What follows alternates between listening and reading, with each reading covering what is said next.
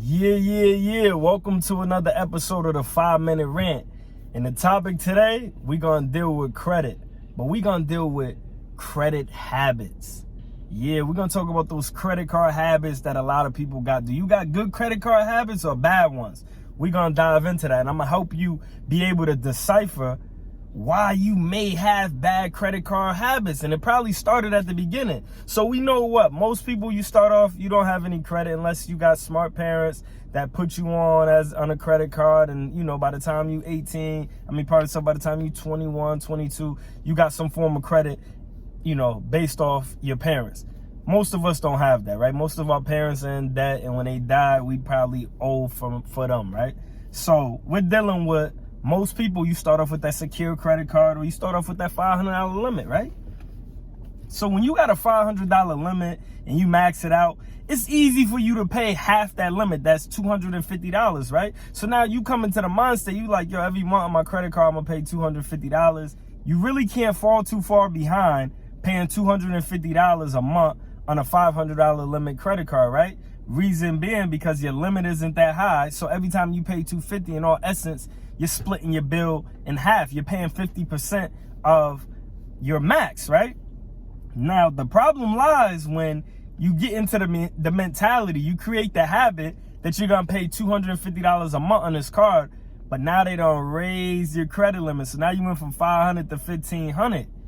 Now we have an issue because now once you run up $1,000 worth of credit to pay that $250 every month, it's going to take you 4 months to pay that off. And that's based off if you don't use the card anymore, which we like to use the card. It's just so easy to swipe. It's so easy. You walk in the store, you got $600 in your pocket, and you swipe it, and you walk out of the store, and you still got $600 in your pocket. It is so easy to get caught up in that. But here's the thing.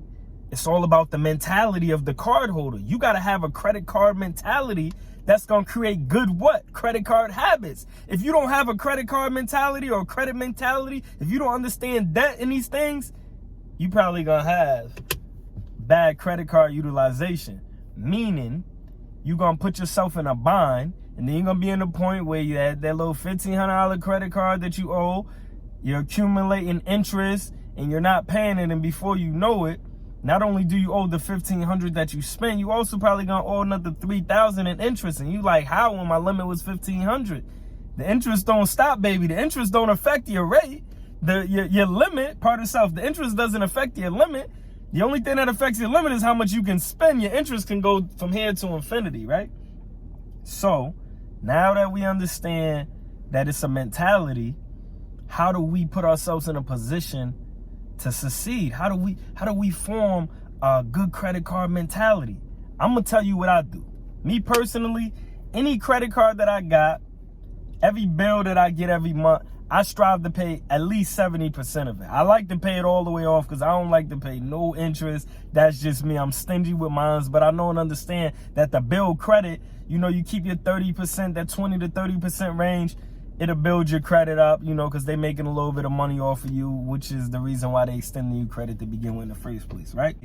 So for me, I like to pay 70% of whatever my bill is. So if I run up on one of my credit cards $1,000, come the end of that month, that billing cycle, I want to make a $700 payment. The reason why I look at it from a percentage standpoint instead of a money standpoint. Don't say you're going to pay $250 towards your car. Say you're going to pay a percentage. The reason why you want to think in percentage instead of dollar signs is because if you owe $2,000 and you're saying you're only going to pay $250, that isn't really going to be beneficial to you. If you say I owe $2,000, but I'm making a conscious decision to pay 70%, and like I said, I use 70. If you stick in the 40% range, 30, 40, you should be all right. You shouldn't get too far off track as long as you don't keep swiping crazy. But for me, that means if I run up a $2,000 bill, instead of in my mind saying I'm going to pay $250 every month, I say in my mind I'm going to pay, 70%? That means I got to pay $1,400 come the end of the month. Now, when I go to swipe, I'm conscious that at the end of the month, I'm going to pay $1,400 I gotta pay $1,400. I'm conscious that I'm paying 70%, which is $1,400 of this $2,000 that I'm about to spend.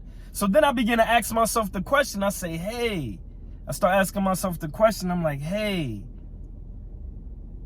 do you really need to spend this $2,000? This is what I'm saying. You should think in percentages, because if you think in percentages, it'll what? It'll persuade you to not do some of the things that you would have been doing based upon the fact that you was only going to pay a dollar amount, or $250 or $500. You was only going to pay an amount. Now we're paying in percentages. So now because we're paying in percentages, we're watching how much we spend, because how much we spend is going to ultimately determine what percentage we got to pay.